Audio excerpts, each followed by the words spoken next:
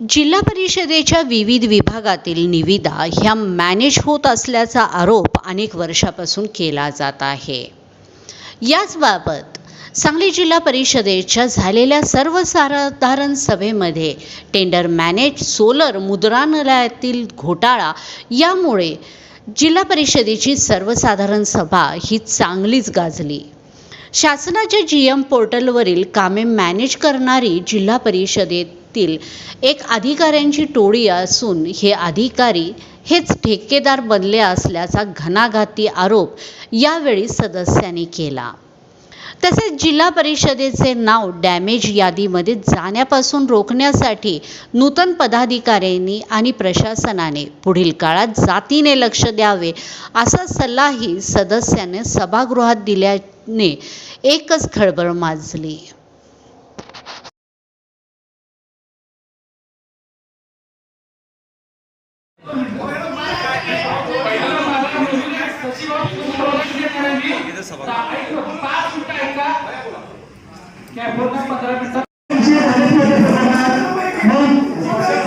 शिक्षणाचे अधिक सक्षम अधिकारी युनिट सर्व शिक्षणाचे त्या विषयावर आपण बोलू। आपण जीवितच्या विषयावर इकडे तिकडे कुठे जाऊ नका। चौकशी करण्याचे अधिकार आपल्याला आहे।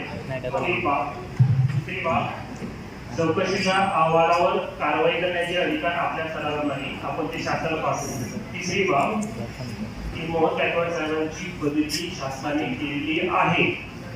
प्राथमिक शिक्षण विभागातून जो आपला सर्वात महत्त्वाचा जिल्हा परिषदेचा डायरेक्ट संपर्क येणारा विभाग आहे, त्यांना आपण 29 जुलैला SIR ड्युटी संपली जनगणनेची की त्यांना आपण कार्यमुक्त करू शकणार आहे। उरला प्रश्न चौथा की त्यांची बदली त्यांनी आता माध्यमिक विभागात करून घेतलेली आहे। आपलं सर्वांचं म्हणणं आहे की त्यांना माध्यमिक विभागात रुजू करून घेऊ नका। तर आज आपण ठराव पास करताय, तर आम्ही तो ठराव आज पास झाला तो उद्या शासनाला पाठवू आणि आपण सर्वजणांनी जो पाठपुरावा घेतला तर आपल्याकडे अजून 14 दिवसाची विंडो आहे ठराव पास झाल्यापासून त्यांना माध्यमिक विभागात रुजू होऊन घेण्यापर्यंत। एवढं आपल्या हातात या चालवी आहे ते आपण करणार।